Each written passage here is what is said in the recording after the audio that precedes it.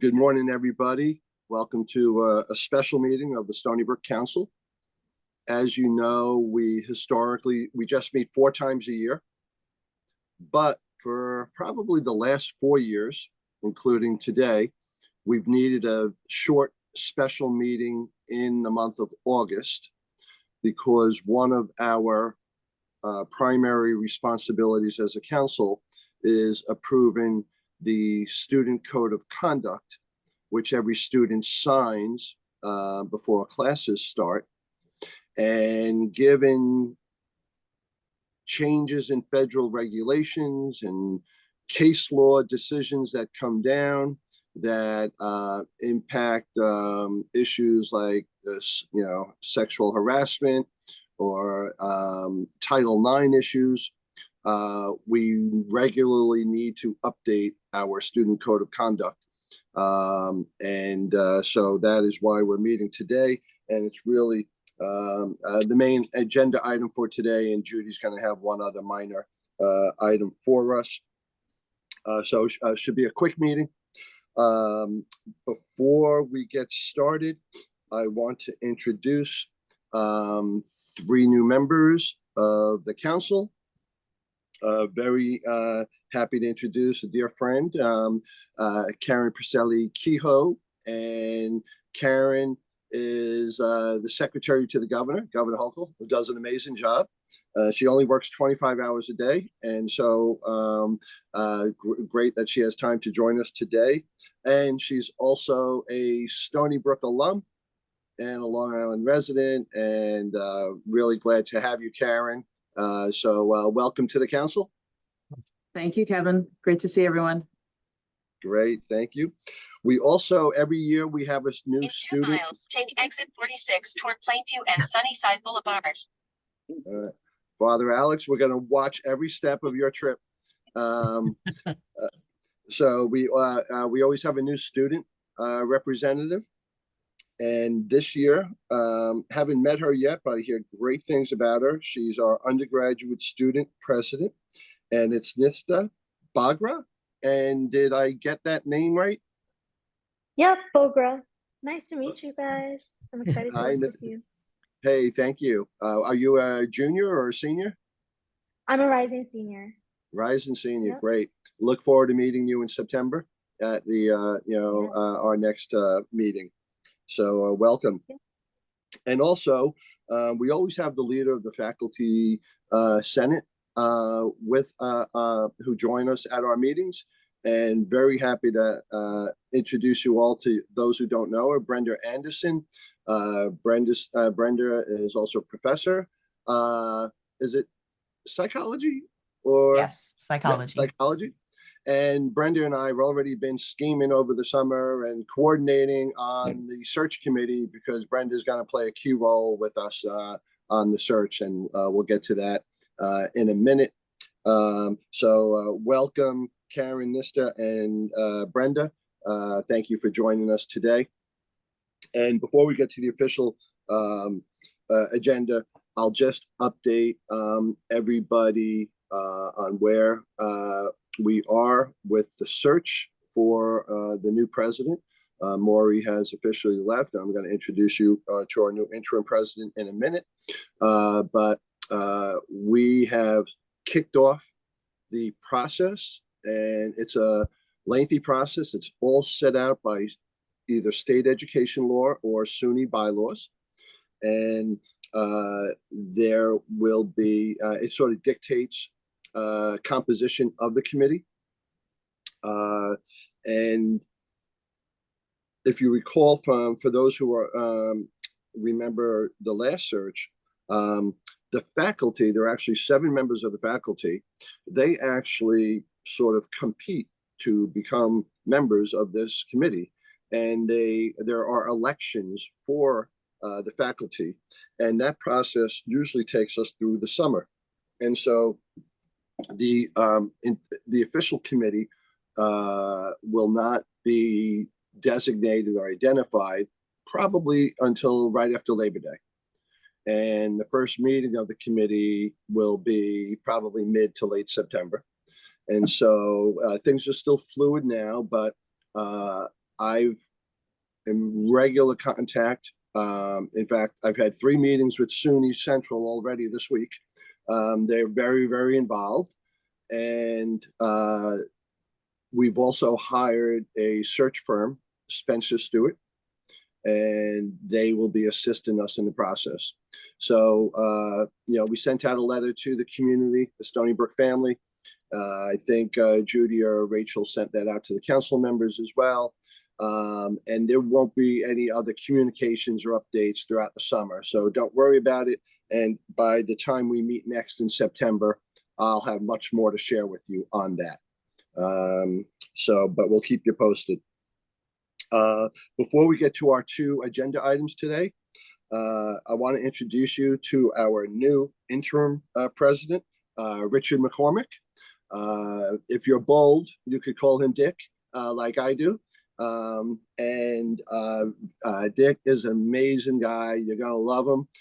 He most recently was the president of Rutgers University. Rutgers, like Stony Brook, large state public university, research institution with medical schools, and of course, a member of the AAU. And so Dick was also a president of a smaller college out west in Washington College. And he was a provost at University of North Carolina at Chapel Hill. So amazing pedigree, great credentials. He's excited about leading Stony Brook while we do a search for a permanent candidate. Dick will not be a candidate for the search.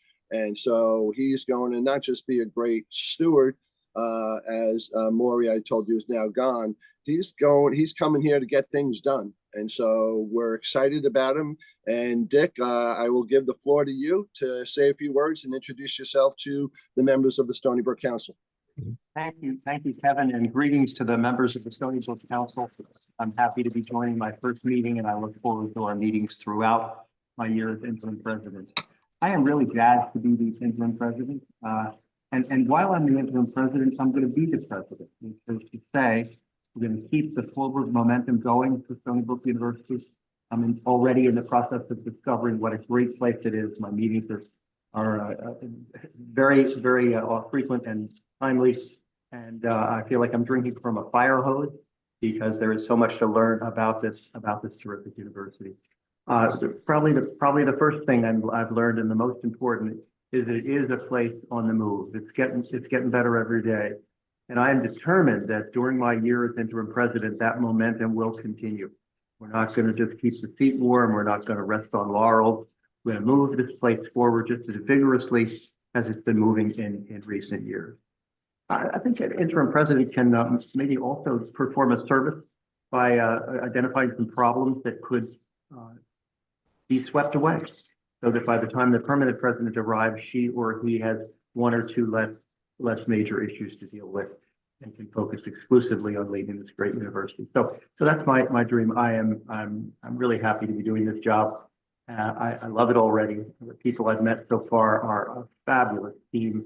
One of the very special things about them is they are a team. They really work together. At a cabinet meeting yesterday, it was just thoroughly obvious that they were responsive to each other, engaged in the same issues, and expressing jointly and collectively their love for Stony Brook and their determination to lead it even higher. So I thank you for this opportunity, and I promise to do that. I'll work 25 hours a day too, by the way. Thank you, Kevin. Well, Dick, thank you so much. I know I'm going to meet you in person later. And so I look forward to that. And the council looks forward to meeting you in September. And Dick, view all of the members of the council. We're all gubernatorial appointees. We come from various walks of life. One of our roles is we're ambassadors to the university, to the community at large on Long Island. And I'll speak on behalf of all of us. We'll be there to help you and support you, and make sure that our relationships are your relationships, if we could do things to help you in that regard. Wonderful. Thank you, Kevin. And thanks to all of you. Great. Thank you. Yeah. All right. So now we're going to get to the main item on the agenda. We will have Adam Furtman, our Director of University Community Standards, who's going to discuss the revisions to the code of Student Responsibility. And I understand our General Counsel, Suzanne Shane, is with us too, to the extent anybody has any legal questions, as Adam only pretends to be an attorney. Thank you, Kevin. Yes, I play one on TV. Thank you, and welcome to the new members of the council, and welcome to you, President McCormick. It's wonderful to meet you, and thank you all for being here on a lovely Thursday during the summer to meet about the Code of Student Responsibility. As Kevin indicated, we are joined by Suzanne Shane, our Chief Campus Counsel. Marjorie Leonard, our Assistant Vice President of the Office of Equity and Access, is also with us today as well. The purpose of our meeting is to seek approval from the council for edits to the Code of Student Responsibility for the 2024-2025 academic year. As is typical, I will summarize the changes. You've all received the materials provided and hopefully had a chance to review them. The first change is that we are proposing is a modification to our definitions of complainant and respondent. The intent here is to bring them in line with definitions of these terms in the Title IX grievance procedure to make sure that we have a consistent definition throughout all elements of the Code of Student Responsibility. The second proposed change is a new policy that we're proposing. It's called invasion of privacy. Basically, the motivation in adding this policy, it's in response to an incident that occurred in the past year where we realized that there is sort of a loophole in the code regarding invading a student's privacy that may occur that does not fit within the definition of sexual harassment. So our committee reviewed multiple policies from other institutions. Interestingly enough, we modeled our proposed language after Rutgers University, who has a similar policy. There you go.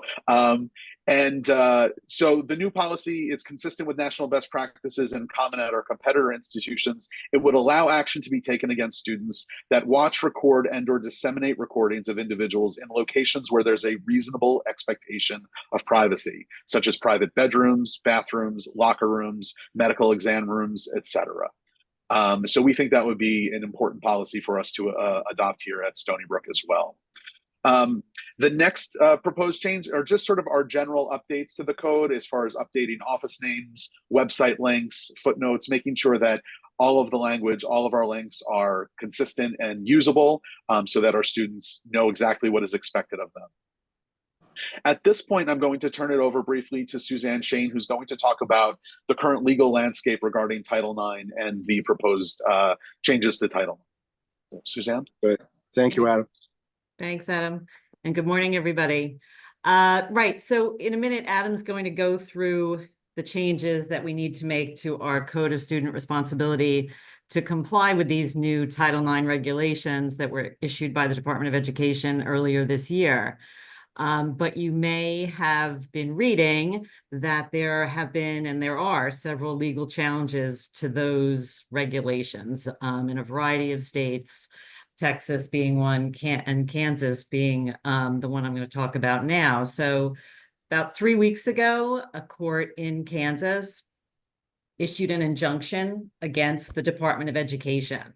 And that injunction, surprisingly, actually affects Stony Brook University and several other SUNY schools because the injunction prohibits the Department of Education from implementing or enforcing these new Title IX regulations, not only against the named plaintiffs, who it's several named states, but also against the schools that are listed that are attended by children of the members of Moms for Liberty. This is a very odd sort of holding, frankly. And the injunction gave a list. It had attached a list of the schools where there were students whose parents were members of the Moms for Liberty. And on that list was Stony Brook University, along with several other SUNY institutions, Empire State, ESF, Fredonia, and UB.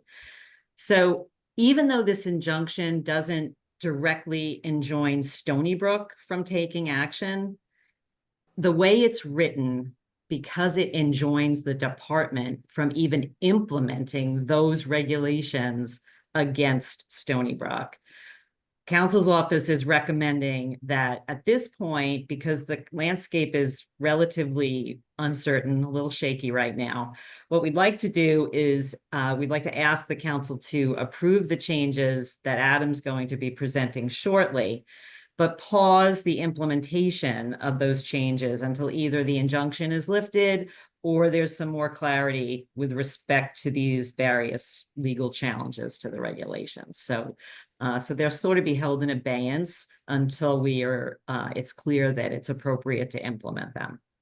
So that, Suzanne, do we have any idea when the decision on the injunction may be made? And is that at the district court level, or is it already at the appellate level? yeah, no, it's at the district court level. And there are a lot of moving parts right now, and we are keeping an eye on it, but it's possible that we may have some clarity by August 1st. It seems highly unlikely. August 1st is when these regs are supposed to go into effect. There's some indication that the other sort of interesting thing, if you're sort of a legal nerd, is that these Moms for Liberty are using this as a sort of a recruitment tool in making the argument that they're adding names of members to their ranks, and then making the argument to the court that the list should be expanded. So it could actually end up being a nationwide injunction, in which case the DOE might come in and press pause itself on the implementation of these regs. There's a lot of unknowns. There have been cases that have in other states that have moved up the appellate ladder and have applied to the Supreme Court for some clarity. So it's really a moving target right now. It's interesting, but a little unsettling, frankly, for all the schools that are trying to figure out what they're going to do, not only on August 1st, but the first day of classes, and when the first time we have, knock on wood, we don't, but yeah. Suzanne, if we believe that these regs are within our values, is there anything to prohibit us from implementing them right now? Well, that's a great question. And I did talk to System about this yesterday. And because the injunction prohibits the DOE from even implementing these regulations against us, we don't really have something to implement. And we realize and we recognize that we're likely to get some litigation on this, no matter which way we fall, whether we implement these regs or we don't.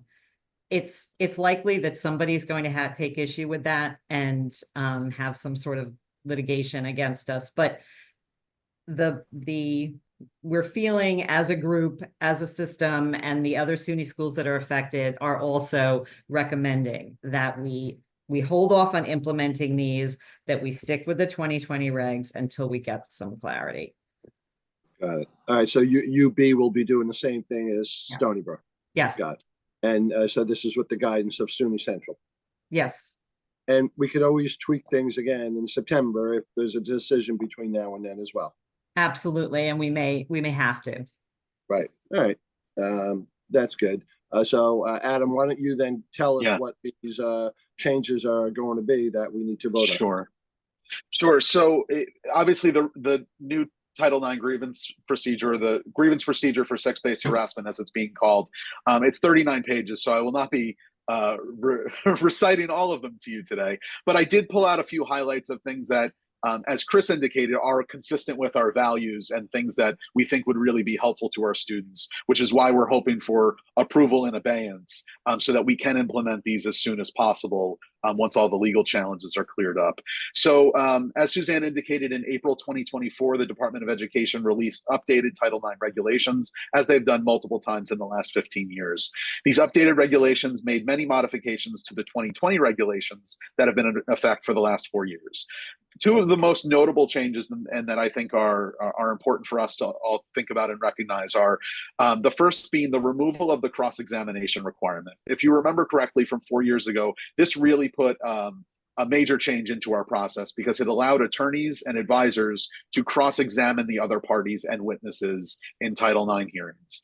That created a challenge to the balance of power in hearings. It insisted on the university to appoint advisors that were also attorneys to serve in the capacity to assist students in this process, as opposed to using our previous process, which was a little bit more student friendly. So the removal of the cross-examination requirement allows us to use our prior practice of parties submitting questions to the hearing officer, a university appointed hearing officer, to relay and to assess the appropriateness and permissibility of those questions. In addition to that, the new regulations expanded the geographic range of the campus. In the 2020 regulations, we were only allowed to respond to allegations of sexual misconduct that occurred on our physical campus. We had to retain a separate policy, which was Section 7 of the code, to address misconduct that occurred outside of our physical campus between students and on study abroad experiences. So the updated regulations allow us to process allegations of sexual misconduct under one policy, as opposed to using two separate policies, as we've been doing for the last 4 years. Overall, the updated regulations provide a fair and more easily understandable process for all parties involved. It allows us to address all allegations of sex-based harassment under one process. And by removing the cross-examination requirement, it allows us to no longer contract for costly external adjudication services. So the policy that you have reviewed has been guided by the SUNY Office of General Counsel and complies with all requirements of Title IX, the new Title IX regulations, as well as New York State Education Law 129B. So with that being said, we are seeking two resolutions from the council today. First, approval of all proposed changes to the code with the exception of the grievance procedure for sex-based harassment. And then a second resolution to implement the proposed grievance procedure for sex-based harassment in line with federal and state mandate as soon as any legal challenges are cleared up. At this time, if there are any questions, we're happy to entertain them. Any questions? And I'll start with Nista as our student rep. Do you, Nista, do you have any concerns or comments as our student rep? I think everything that was said made a lot of sense. I'm actually studying abroad myself, so that definitely made a lot of sense to me. But I'll let anybody else go first. Great. Well, thank you. Linda Arman? Yeah, so I just have a question. So the Moms of Liberty, are they just opposing the blanket changes? Like they're not against, they're against a fair grievance process, or are they just opposing Title IX because it's a Title IX change? I haven't read all the papers, but predominantly I think the issue relates to these regulations are more broad, and they also protect against discrimination related to gender identity. And there are some, yeah. I gotcha. All right. I was trying to figure out, why would somebody be against a better grievance process? But okay. Right. All right. Thank you. You're welcome. Any other questions from council members? All right. So hearing none, I will move this. Linda Arman seconds it. All in favor? Aye. Aye. Is there anybody opposed? And that was approval for both amendments, Adam and Suzanne. Is that okay? Or do you need us to take two votes? No, I think that's sufficient. Thank you so much, Kevin. Thank you, council. We greatly appreciate it. Great. Well, thank you, Adam and Suzanne. Maybe at the September meeting, you could give us a litigation update. Absolutely. Great. Okay. Well, thank you. Our last item on the agenda today is just an amendment on the Ashley Schiff Preserve resolution that we voted on at, I think, 2 meetings ago. And Judy Griman is going to walk us through this. So as you may remember, the Ashley Schiff Preserve has been here for 50 years, and for 50 years, our staff and faculty have asked us to permanently preserve it. We decided that actually there's 50 years of research and other things, and nobody would ever build on that particular property, so we should permanently preserve it. And it's been unbelievably well received by both our students, staff, and faculty, not by all of our students, staff, and faculty.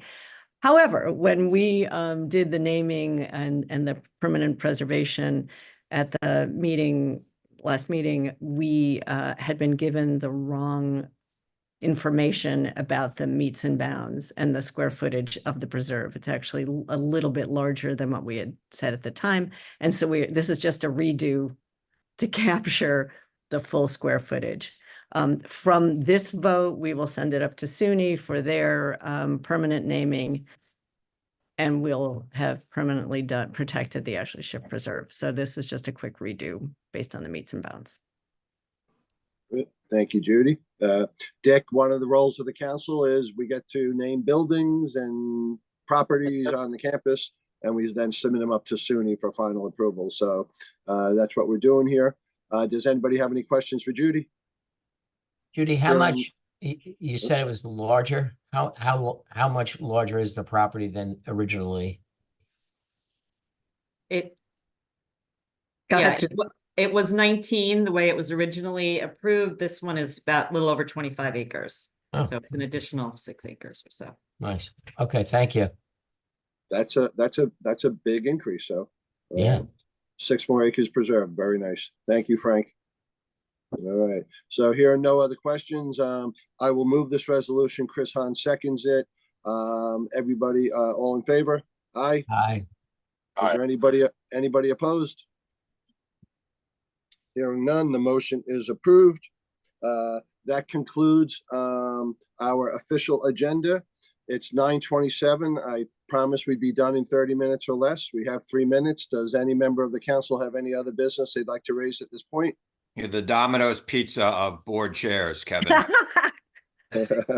Very good, Chris. So Kevin, can I wish Judy Griman a very happy birthday today? Oh, happy birthday. Hey. Rick, Thank you. yes. Rick, Happy it was birthday. the last thing on my notes in I'm here. sorry. Oh, All right, But- wait, but Rick- let's roll the tape back a minute. No, but Rick, No, it gave an no, excuse. no. I wanted to introduce you before as we were doing the student stuff, as you are our leader of all students. So glad to see you. And so at our last meeting in Southampton in May, we sort of officially thanked Judy and sort of said goodbye to her since she's retiring as effective September 1st. And so this special meeting gave us one more chance to see Judy and to thank her for all her years of service and for all of her guidance to the council and for her love and her commitment to Stony Brook. And with the 1 minute left before we hit 9:30, we're going to give the floor to Judy. And on behalf of all the council members, Judy, we wish you a very happy birthday. We love you and we'll miss you. Thank you so much.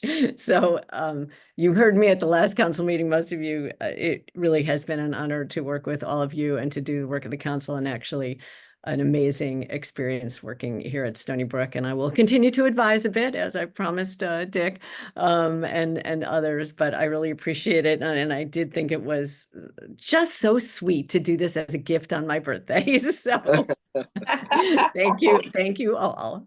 Good. Well, thank you. All right. So that concludes our business. I'll make a motion to adjourn. Frank Trotter seconds it. All in favor?